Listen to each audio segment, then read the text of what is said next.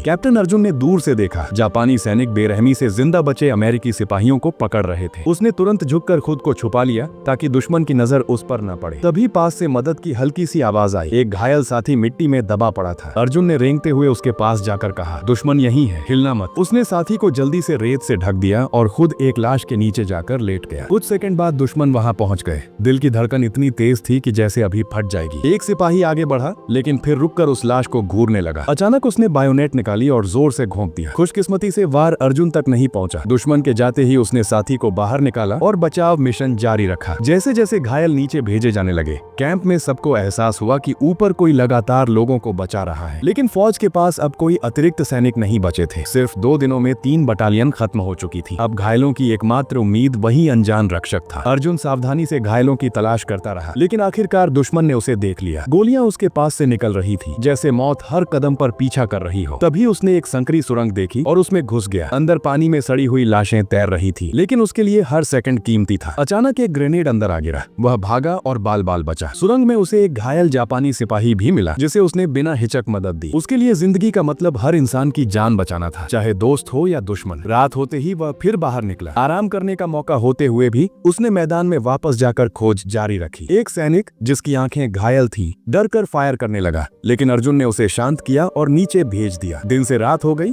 लेकिन उसने किसी को पीछे नहीं छोड़ा। चट्टान के किनारे से वह रस्सी के सहारे एक एक करके घायलों को नीचे उतारता रहा। हाथों की चमड़ी छिलकर खून से भीग गई थी, लेकिन उसने हार नहीं मानी। जब उठाना मुमकिन नहीं रहा तो घसीट कर ले गया। बेहोशी के कगार पर भी उसके होठों पर वही शब्द थे, बस एक और। यहाँ तक कि दुश्मन के घायल सिपाही को भी उसने नीचे भेजा। आखिर में उसका शरीर जवाब दे गया। वह वहीं गिर पड़ा, लेकिन होंठ अब भी वही कह रहे थे, एक और, बस एक और। नीचे कैंप में लोग एक एक करके घायलों को लाते रहे, लेकिन किसी को नहीं पता था कि ऊपर वह अकेला इंसान बिना हथियार सबके लिए मौत के बीच खड़ा रहा। अगले पार्ट के लिए कमेंट करें दोस्तों। वीडियो रात के 8 बजे आ जाएगा।